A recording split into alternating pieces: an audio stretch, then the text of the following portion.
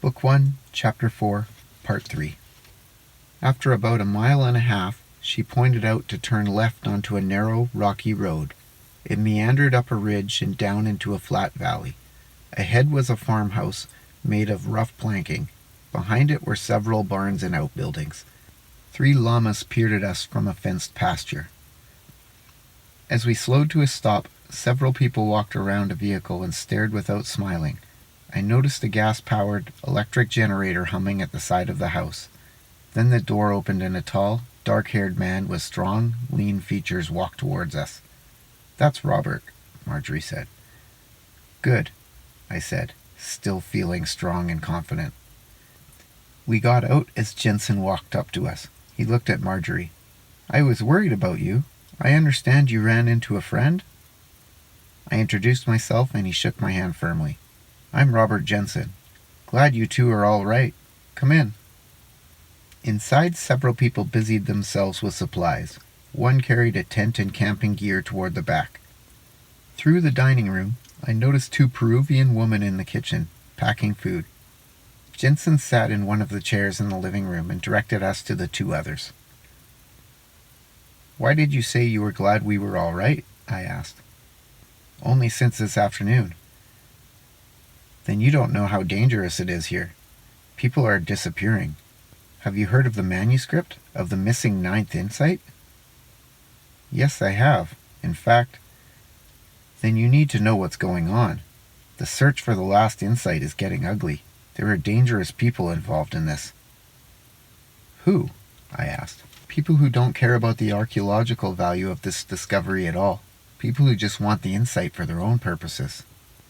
A huge man with a beard and paunch interrupted the conversation and showed Jensen a list. They discussed something briefly in Spanish. Jensen looked at me again. "Are you here to find the missing insight too? Do you have any idea what you're getting into?" I felt awkward and had difficulty expressing myself. "Well, I'm mainly interested in finding out more about the entire manuscript. I haven't seen that much of it yet." He straightened in his chair, then said, "Do you realize that the manuscript is a state artifact and that copies of it have been made illegal except by permit?" "Yes, but some scientists disagree with that. They feel that the government is suppressing new..." "Don't you think that the nation of Peru has the right to control its own archaeological treasures? Does the government know that you're in this country?" I didn't know what to say. The surge of anxiety in my stomach was back. "Look, don't get me wrong," he said, smiling. "I'm on your side. If you have some sort of academic support from outside the country, then tell me, but I get the feeling you're just floating around." "Something like that," I said. I noticed Marjorie's focus had shifted from me to Jensen. "What do you think he should do?" she asked. Jensen stood up and smiled. "I could perhaps work you into a position with us here. We need more people. Where we are going is relatively safe, I think. And you could find some avenues home along the way if things didn't work out." He looked at me closely. "But you'll have to be willing to do exactly as I say, every step of the way." I glanced over at Marjorie. She was still looking at Jensen. I felt confused. Perhaps I should consider Jensen's offer, I thought. If he was in good standing with the government, then this might be the only opportunity I had for a legitimate way back to the States. Perhaps I had been fooling myself. Perhaps Jensen was right, and I was in way over my head. "I think you should consider what Robert is saying," Marjorie commented. "It's too frightening out there alone." Though I knew she might be correct, I still had faith in Will, in what we were doing. I wanted to express this thought, but when I tried to speak, I found I couldn't formulate the words. I could no longer think clearly. Suddenly, the large man came into the room and looked out the window. Jensen was quickly up and looking. Then he turned to Marjorie and in a casual tone said, "Someone is coming. Go ask Kenny to come up here, please." She nodded and left. Through the window I could see truck lights approaching. The vehicle parked just outside the fence, 50 feet away. Jensen opened the door, and as he did, I heard my name mentioned outside. "Who is that?" I asked. Jensen looked at me sharply. "Be very quiet," he said. He and 3 large men walked outside and pulled the door closed. Through the window I could see a lone figure silhouetted behind the truck's lights. My first impulse was to stay inside. Jensen's assessment of my situation had filled me with foreboding, but something about the person by the truck seemed familiar. I opened the door and walked outside. As soon as Jensen saw me, he quickly turned and walked my way. "What are you doing? Go back inside." Above the generator, I thought I heard my name again. "Go back inside now," Jensen said. "It could be a trap." He was standing directly in front of me, blocking my view of the vehicle. "Go back inside now." I felt totally confused and panicked, unable to make a decision. Then the figure behind the lights walked closer and I could see his form around Jensen's body. Distinctly I heard, "Come here, I need to talk with you." Then, as the figure approached, my head cleared and I realized that it was Will. I rushed past Jensen. "What's wrong with you?" Will asked quickly. "We need to get out of here." "But what about Marjorie?" I asked. "We can't do anything about her right now," Will said. "We'd better leave." We started to walk away when Jensen called out, "You'd better stay here. You won't make it." I glanced back. Will stopped and looked at me, giving me a choice to stay or go. "Let's go," I said. We passed the truck in which Will had arrived, and I noticed the other two men had been waiting in the front seat. When we got to Will's Jeep, he asked me for the keys and we drove away. The truck with Will's friends followed. Will turned and looked at me. "Jensen told me you had decided to stay with his group. What was going on?" "How do you know his name?" I stammered. "I just heard all about this guy. He works for the Peruvian government. He's a real archaeologist, but he's committed to keeping the whole thing a secret, in return for exclusive rights to study the manuscript. Only he wasn't supposed to go looking for the missing insight. Apparently, he's decided to violate that agreement. He is rumored to be leaving soon in pursuit of the ninth. When I learned he was the person Marjorie was with, I thought I'd better get down here. What did he say to you?" "He told me I was in danger and that I should join up with him, and that he'd help me leave the country if that's what I wanted." Will shook his head. "He really had you hooked." "What do you mean?" "You should have seen your energy field. It was flowing almost totally into his." "I don't understand." "Think back to Sarah's argument with the scientist at Vicient. If you had witnessed one of them winning, convincing the other that he was correct, then you would have seen the loser's energy flowing into the winner's, leaving the loser feeling drained and weak and somewhat confused. The way the girl in the Peruvian family appeared and the way that you look now." "You saw that happening to me?" "Yes, and it was extremely difficult for you to stop his control of you and to pull yourself away. I thought for a moment you weren't going to do it." "Jesus, that guy must really be evil." "Not really. He's probably only half aware of what he's doing.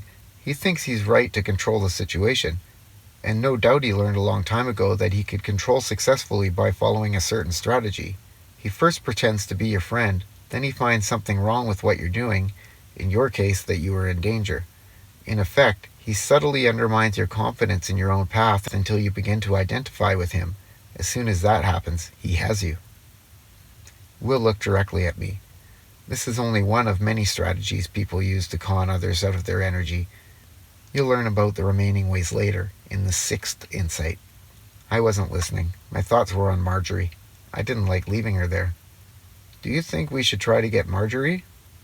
"Not now. I don't think she's in any danger. We can drive out tomorrow as we leave and try to talk to her." We were silent for a few minutes. Then Will asked, "Do you understand what I said about Jensen not realizing what he was doing? He's no different from most people. He just does what makes him feel the strongest." "No, I don't think I understand." Will looked thoughtful. "All this is still unconscious in most people. All we know is that we feel weak, and when we control others, we feel better. What we don't realize is that this sense of feeling better costs the other person. It is their energy that we have stolen.